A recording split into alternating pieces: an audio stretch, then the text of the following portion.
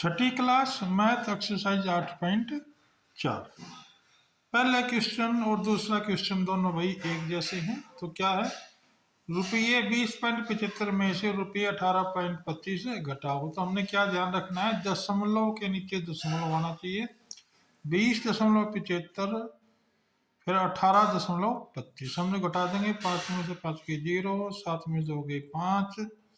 यहाँ भी 0 नहीं घटती ना, तो हासिल लेना पड़ेगा। 10, 10 में से 8 गए 2, यहाँ बच गया 1, 1 में से 1 गई 0। तो क्या आंसर आ गया, रुपये 0.50 आंसर हो गया।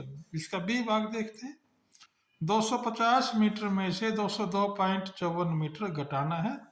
तो पहले 250 दशमलव नहीं है तो भाई दशमलव लगाना है, और फिर इसके आगे नीचे वाली संख्या 202.54, यानी दशमलव तो यहाँ लगेगा।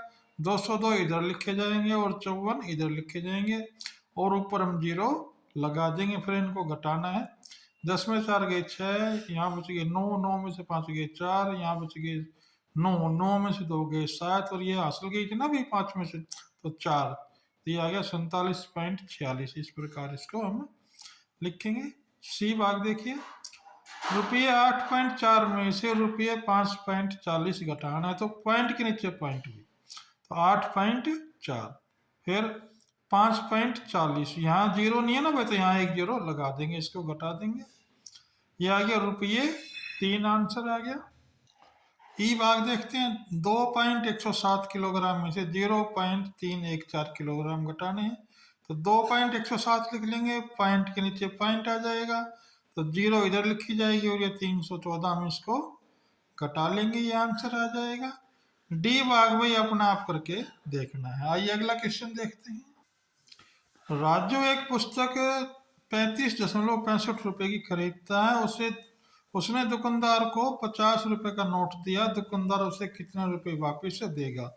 तो दुकानदार को रुपये दिए भाई 50.00, क्योंकि 50 के बाद दशमलव नहीं है ना, हम लगा लेंगे।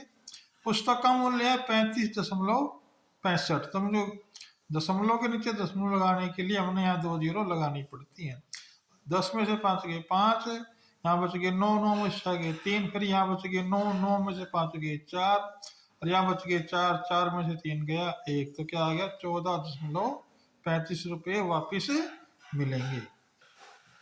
रानी के पास रुपये 18.50 हैं और उसने रुपये 11.75 की एक आइसक्रीम खरीद ली।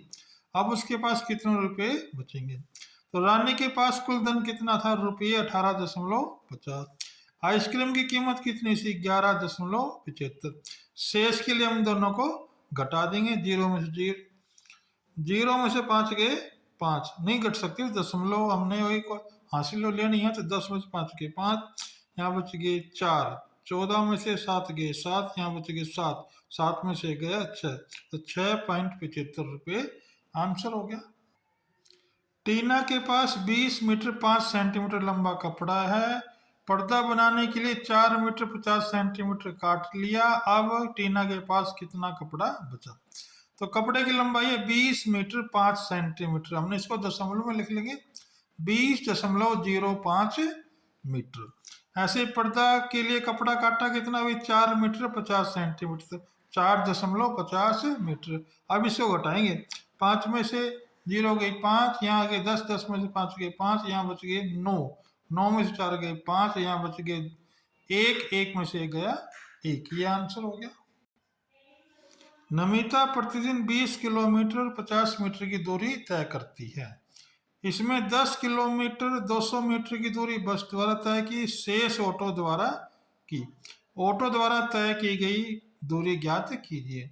तो कुल दूरी तय करती है 20 किलोमीटर 50 मीटर, इसका हमने दशमलव में लगा लेंगे, 20.050 किलोमीटर। बस द्वारा तय की गई दूरी 10.200 किलोमीटर। ऑटो रिक्शे द्वारा तय गई दूरी, इनमें से हम घटा देंगे। 0 में से गई 0, 5 में से 2 गए 5, यहाँ बच गए भाई हासिल लेनी पड़ेगी 10, 10 में से 2 गए 8, यहाँ बच गई 9, 9 में से 0 गई 9, और यहाँ बच गया 1, 1 में से 1 गई 0। तो 9.850 किलोमीटर। आकाश 10 किलोग्राम सब्जी खरीदता है। 3 किलो 500 ग्राम प्याज, 2 किलो 75 ग्राम टमाटर, शेष आलू हैं। आलू का वजन ज्ञात कीजिए। तो अभी अगर हम प्याज और टमाटर के वजन को जोड़ दें और कुल में से घटा दें तो क्या हो जाएगा, आलू का वजन ज्ञात हो जाएगा। तो प्याज का भार 3 किलो 500 ग्राम, 3.500 ग्राम। टमाटर का भार 2 किलो 75 ग्राम, तो 2.075 किलोग्राम लिखेंगे। प्याज जमा टमाटर का भार, इन दोनों को हम जोड़ कर देंगे, ये हमने जोड़ कर दिया है। अब कुल भार में से घटा दें, कुल भार है 10.000। प्याज और टमाटर का भार है 5.575 किलोग्राम। तो 10 में से 5 गए 5, यहाँ बच गए 9, 9 में 7 गए 2, यहाँ बच गए 9, 9 में से 5 गए 4, और यहाँ भी 9 ही बचे थे भाई, 9 में से 5 गए 4, तो 4.425 किलोग्राम। ये क्वेश्चन पूरा हुआ। इस प्रकार ये एक्सरसाइज समाप्त हुई।